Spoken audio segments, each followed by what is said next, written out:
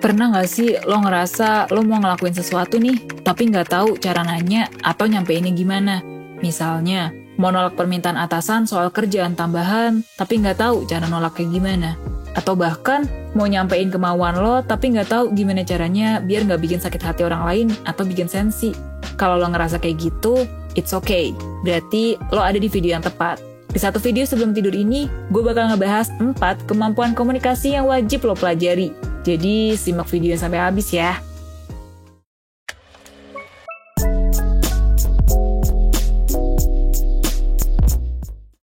Komunikasi tuh jadi skill penting yang perlu dikembangin, apalagi buat punya hubungan yang baik dengan orang lain. Mau nambah teman, jadi orang yang lebih asik buat diajak ngobrol, atau nyampein pikiran ke orang lain. Semuanya tuh butuh kemampuan komunikasi yang baik.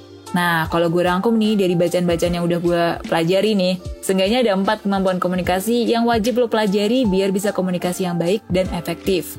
Pertama, kemampuan mendengarkan. Mendengarkan di sini tuh maksudnya benar-benar fokus dan hadir 100% buat orang itu. Caranya ya macam-macam.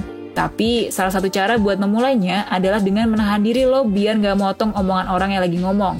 Nah, cara berikutnya nih bisa dengan lo ngulang lagi apa yang diucapin buat konfirmasi. Hal ini bisa ngebuat lawan bicara lo jadi tahu kalau lo tuh dengerin dia.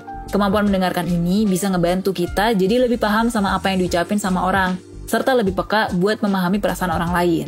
Kedua, komunikasi nonverbal atau komunikasi lewat bahasa tubuh, kayak nada bicara, postur tubuh, kontak mata, atau ekspresi. Kalau kita lagi ngobrol, ada nih beberapa hal yang susah banget disampaikan secara lisan. Makanya, komunikasi nonverbal ini dipakai buat memperjelas maksud pesan yang mau disampaikan. Salah satunya ya untuk menghindari miskomunikasi. Nah, buat prakteknya, lo bisa cari tahu dulu gimana kemampuan komunikasi nonverbal lo. Atau apa sih yang bisa lo kembangin lagi. Misalnya, kalau lo terbiasa nih ngomong sambil ngelipet tangan di dada, orang lain tuh bisa banget nih mikir kalau lo lagi bete atau tertutup.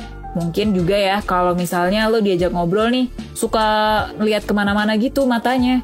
Gak jarang orang nangkap ini sebagai pertanda lo lagi gak nyaman atau lagi gak bener-bener mendengarkan. Ketiga, kontrol emosi. Bakal ada masa di mana lo atau lawan bicara lo lagi ngerasa emosi negatif, jadi susah buat berkomunikasi. Nah, biar bisa tetap berkomunikasi dengan baik, pengelolaan emosi jadi salah satu kemampuan penting dalam komunikasi. Biar dari yang sebelumnya lagi menggebu-gebu, bisa balik lagi ke kepala yang dingin. Simpelnya, lo bisa mulai dengan atur napas lo pelan-pelan, dan kalau misalnya ada waktu lebih, lo bisa puter lagu yang kalem, lakuin meditasi, atau ngerjain kegiatan yang bikin lo lebih tenang. Jadi, waktu lo ngerasa siap buat ngobrol, pikiran lo udah tenang dan komunikasi lo berjalan dengan lebih lancar. Oke, tadi udah 3 ya. Nah, terakhir, ada komunikasi asertif, yaitu kemampuan lo untuk nyampein apa yang lo mau dengan jelas dan tetap menghormati orang lain. Singkatnya nih, jadi salah satu komunikasi yang ideal lah. Nah, salah satu cara buat berkomunikasi secara asertif nih bisa lo latihan pakai 3 hal yang udah gue sebutin di sebelumnya tadi nih.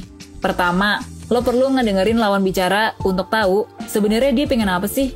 Kalau konteksnya teman lagi curhat, dengerin dulu apa masalahnya, terus juga cari tahu kebutuhannya. Dia tuh perlu saran atau sebenarnya mau didengerin aja. Kedua, elemen nonverbal, kayak intonasi bicara dan ekspresi lo pas ngomong. Penting lo buat untuk diperhatiin, karena asertif ini tuh nekenin ke kata menyampaikan secara jelas. Perhatiin elemen nonverbal apa aja yang bisa membantu lo buat nyampein segala sesuatu dengan jelas. Nah, yang ketiga, kelola emosi lo. Kayak di awal tadi ya, kita nggak bisa tuh bergantung sama perasaan orang lain. Jadi ya daripada berharap lawan bicara kita akan selalu datang dengan mood yang bagus, lebih baik kita yang melatih pengelolaan emosi supaya tetap tenang dan kepala dingin pas ngobrol. Jadi kalau misalnya lawannya lagi emosi negatif, kita nggak akan kebawa dan malah ngeladenin deh.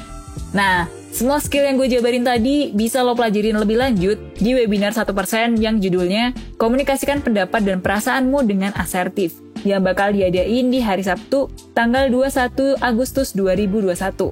Webinar ini tuh cocok ya buat lo yang suka susah nyampein pesan ke orang lain, atau orang tuh suka nggak paham gitu maksud lo tuh apa. Nah, kalau misalnya kayak gitu tuh kejadiannya, boleh banget nih join webinar ini biar kemampuan komunikasi lo tuh bisa berkembang dan meningkat. Materinya bakal dikemas sedemikian rupa oleh tim 1%, biar gampang dimengerti. Pembahasan soal komunikasi asertif ini dirangkum secara lengkap di materi webinar ini. Dari manfaatnya, cara implementasinya kayak gimana, sampai tips buat belajar nerapin komunikasi asertif di seluruh aspek kehidupan lo. Selain materi webinar nih, 1% juga kasih lo fitur-fitur lain yang komplit buat lo ngasah kemampuan komunikasi. Nah, salah satunya itu ada sesi Q&A lanjutan setelah webinar. Jadi lo bisa nanya-nanya tentang komunikasi asertif ini ke mentor 1%. Dan semua ini bisa lo dapetin secara eksklusif dengan harga yang tertera di layar ini. Kalau lo tertarik ikut, langsung cek link di description box ya. Lo juga bisa cek 1%.net buat daftar webinar atau lihat di layar ini buat daftar webinar dengan topik seru lainnya. Oke, akhir kata gue Firde dari 1%. Gue tunggu lo di webinar. Thanks!